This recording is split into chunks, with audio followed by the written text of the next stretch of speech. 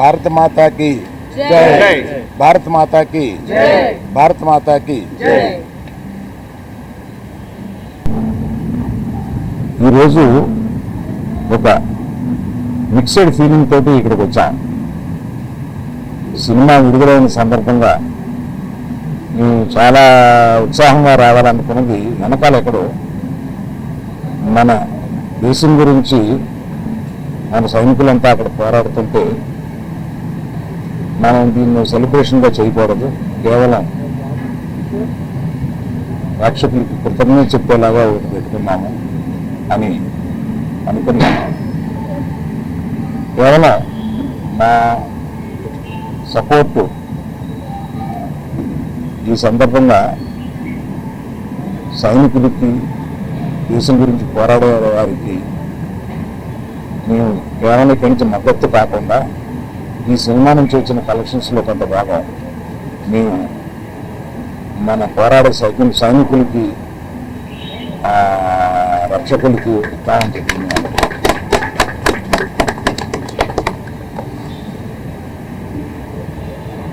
మేము యాక్చువల్గా ఈ సినిమా రిలీజ్ డేటు అనౌన్స్ చేసిన తర్వాత ఈ వ్యతిరేకత వచ్చింది.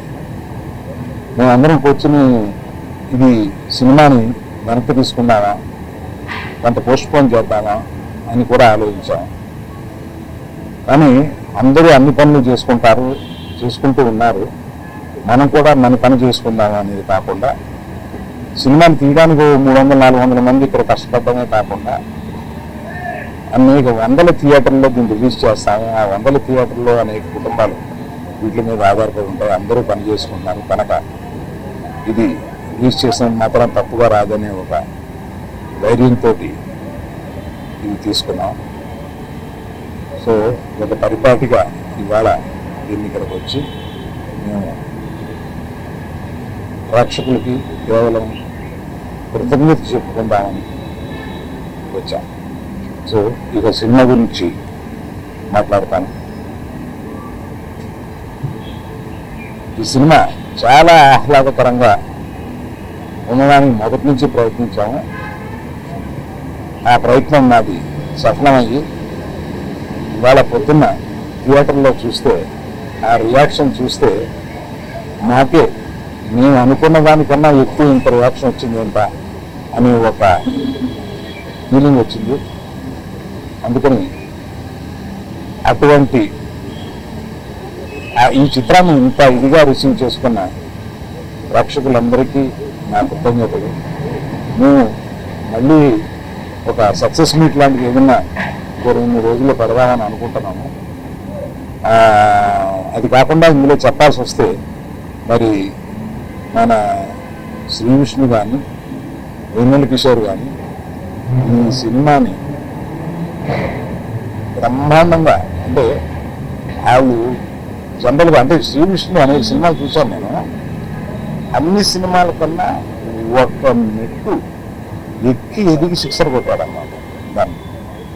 సో శ్రీ విష్ణు గారు అంత చాలా బాగా చేశారు.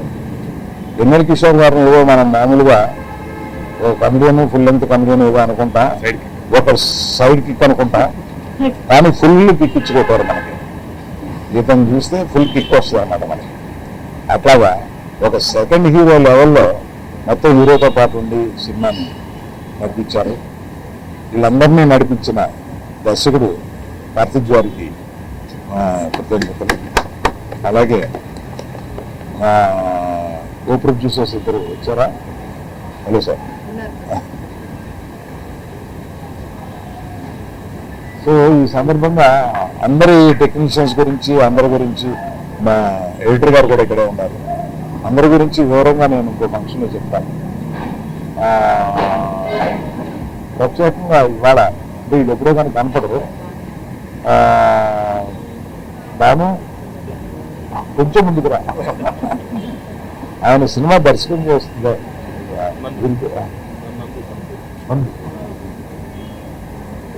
భావన నంది వీళ్ళు ఒక ద్వయం. వీళ్ళకి సినిమా ఆయన కథ చెప్పినప్పుడు వీళ్ళిద్దరిని పిలిచి దీన్ని కొంచెం పాలిష్ చేయండి అమ్మా అని అడిగాను. వీళ్ళు కానీ డైలాగ్స్ అసలు మొత్తం కొన్ని సీన్లు అవి విపరీతంగా పాలిష్ చేసి వాళ్ళ కథలో మర్చిపోయేలాగా చేశారు. ఫ్యూచర్లో వారి సినిమా దర్శకత్వం చేస్తున్నారు మన రవితేజ తోటి మాస్ జాతర. సో అది కూడా సక్సెస్ అవ్వాలని కోరుకుంటున్నాను. సో మేజర్గా ఇది నేను దూరంగా ఉండి దీన్ని నేను వాసు కలవ చేసుకోకుండా ఈ సినిమాని తీసిపెట్టామా అని ఒక చిన్నపిల్లని స్విమ్మింగ్ పూల్లో తోసేసి పూర్తిగా స్విమ్ చేస్తా లేదు అన్నట్టుగా ఈమెకి ఈ సినిమాని అప్పచెప్పాం. బ్రహ్మాండంగా తీసిపెట్టింది. నేను సమర్పణగా మాట్లాడుతున్నాను కానీ నిర్మాతగా ఈవిడ మాట్లాడుతుంది. వీళ్ళిద్దరి గురించి చెప్పడం మర్చిపోయాను. వీళ్ళ తర్వాత అక్క వచ్చిన తర్వాత నన్ను మామూలుగా ఉండదు. వీళ్ళిద్దరూ సినిమాలో చాలా అంటే పాత్ర కూడా అలా డైరెక్టర్ గారు రచయితలు కానీ అలా ఉపయోగించారు. వీళ్ళిద్దరూ బ్రహ్మాండంగా చూడడానికి చాలా గ్లామరస్గా సినిమాలో ఉండి సినిమాని మనకేం బోరు కొట్టకుండా మంచి కలర్ఫుల్గా కనపడేలాగా వీళ్ళిద్దరూ చేసి ఆ సినిమాని సక్సెస్ అవడానికి చాలా హెల్ప్ఫుల్ చేశారు. Thank you. ఈ వీడియో నచ్చితే లైక్ చేయండి. అలాగే మా ఛానల్ ని ఫస్ట్ టైం కనుక చూస్తున్నట్టయితే ఇప్పుడే సబ్స్క్రైబ్ చేసుకుని పక్కనే ఉన్న గంట సింబల్ ని యాక్టివేట్ చేసుకోండి. అప్పుడే మేము పెట్టే ప్రతి వీడియో మీకు నోటిఫికేషన్ గా వస్తుంది. అలాగే ఈ వీడియో పూర్తిగా చూసినందుకు ధన్యవాదాలు.